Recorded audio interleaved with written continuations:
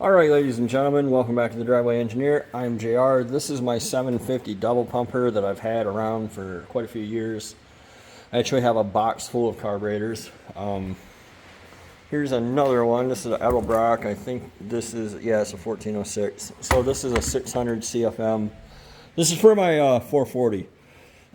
This is a 750 manual choke Holley Double pumper, which actually means that it has dual accelerator pumps, not dual feeds. So accelerator pump there, double pumper. Your 4160s that you typically see on like a street car that guys like to run on street cars, they won't have a metering block. They'll have, well, it won't have jets in it. It'll just have a metering block in it, and then it'll have a big vacuum bulb over here. But this is a little more performance oriented. Doesn't really matter. You can make any of them work. This is what I have. So I'm going to rebuild it real quick because it's been sitting around a long time. The butterflies are all jammed up.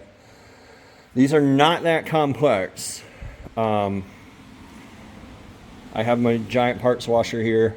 So I'm just going to kind of take you through how I do this. And I actually already started before I thought, gosh, I bet people would like to see how I do this.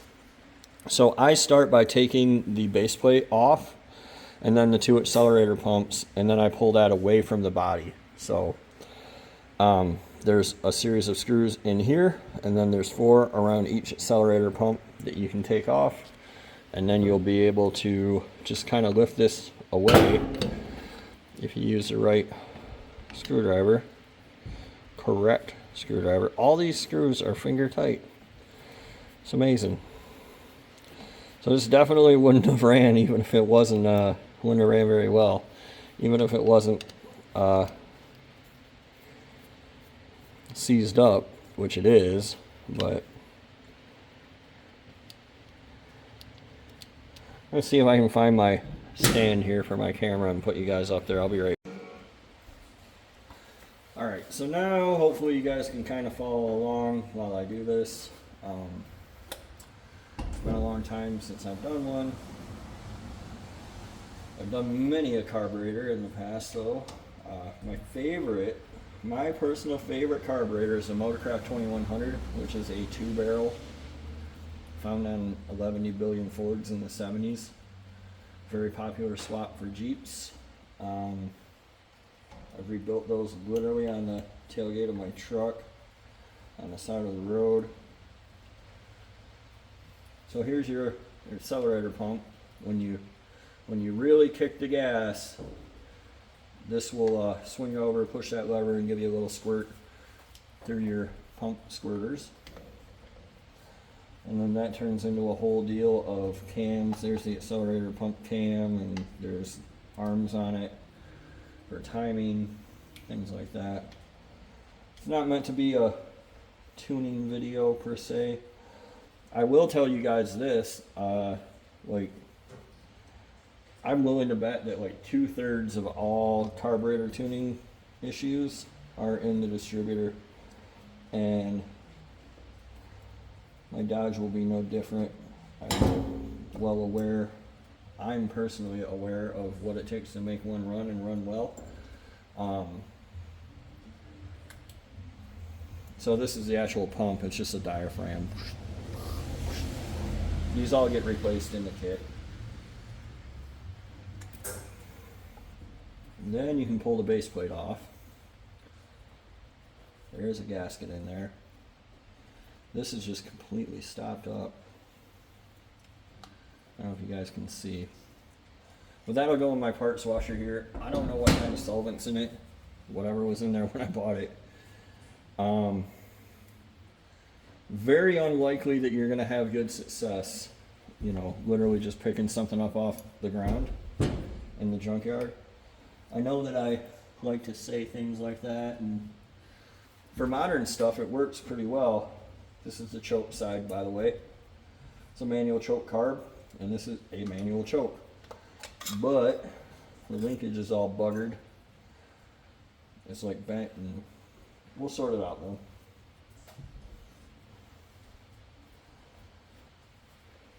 I don't feel bad about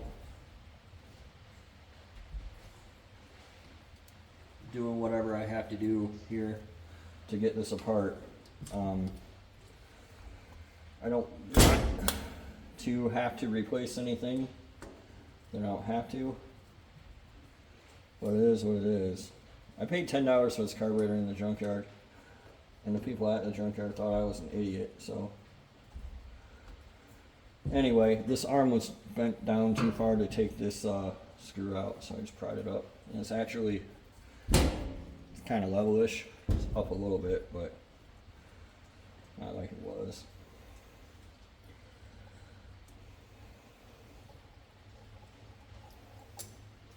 But a lot of this linkage seems like rusty and gooey and shitty. It's just stopped up. Doesn't want to spin free, so this is completely disconnected from what it should be doing down here. I think that it's completely out of this arm. I don't know if you guys can see, it's supposed to be in there, which would make the choke open and close.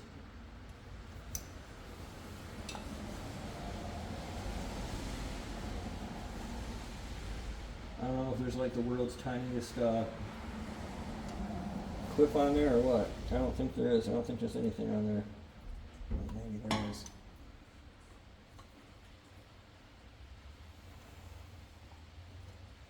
There's definitely a tiny clip over here.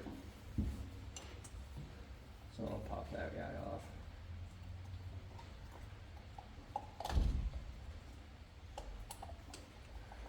These, a lot of the carbs come with, that people would like to buy, like, I don't know, it's been a long time for me since I've messed with the carb. The Street Avenger was real popular last time I was, and that would come with an electric choke.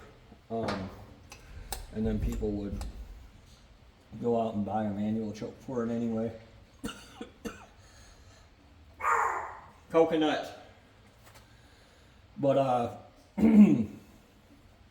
point is, these used to be like on the shelf items at any O'Reilly's choke kit, a manual choke kit for like $30. So with it down that far, you can see that we're down to basically the main body and the float bowls. This one has flathead screws.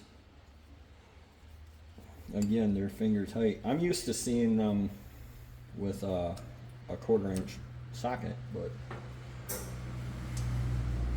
I don't know if this is an older carb or a newer carb. I guess I can look up the list number, but for now I'm just going to break it down kind of into its components. It's going to go into the parts washer. So once I get it down to its components, like I'm going to put the choke screws back in there, I'm going to put the base plate screws back in. That's kind of how I keep from losing too much stuff.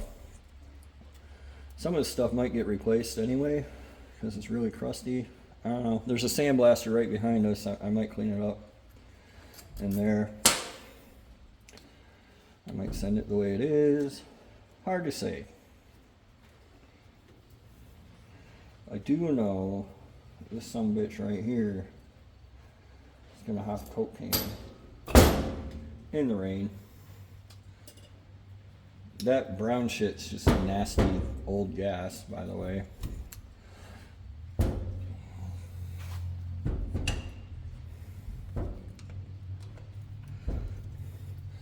So you can like do the ultrasonic cleaner thing. A lot of people do. I don't have one.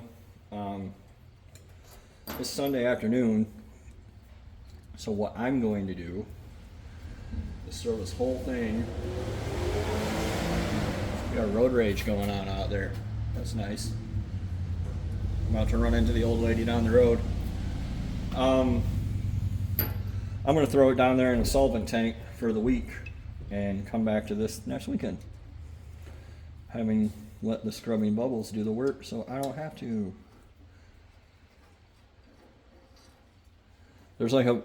There's washers in here that are supposed to be sealing rings, and I found 2 different kinds so far.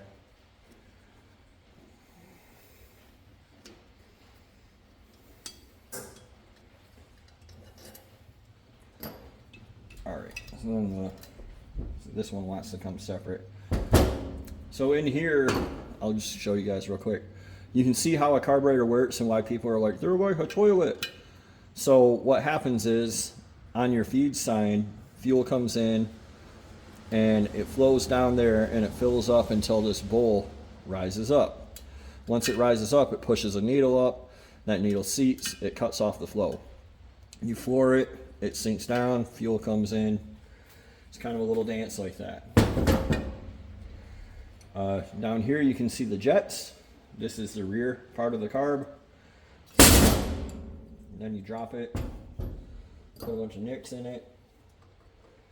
When people talk about jetting up or jetting down, this is the secondary side. So they're like, I need to go up a step in my secondary or whatever. This is the area they're talking about. They're printed on them. That's what I'm looking at. Hopefully, I don't know if you guys can see, but this is a 76 jet, which is pretty big for the old smoggy 440. But I have a whole box of jets, so no big worries there. No big worries for me. Like when people are like, I'm gonna put a carb on my LS or whatever because I can tune it with a screwdriver. As you see, I did it with a screwdriver, but you're not doing it without taking it apart. So, you know, just be aware of that.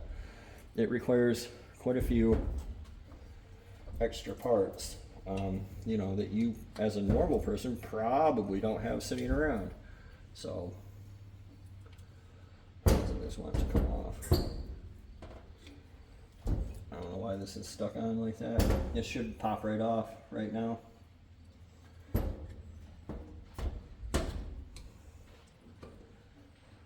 On the bright side, the list number on this block is the same as the carb, so I guess it hasn't been messed with too much. There's your power valve, by the way. People are like, I need a power valve.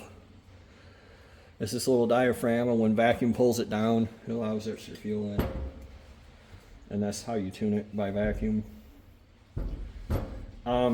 I'm going to pause you guys so I can wrestle with this thing for a minute, and then I'll bring you back when I have everything ready to go into the parts washer.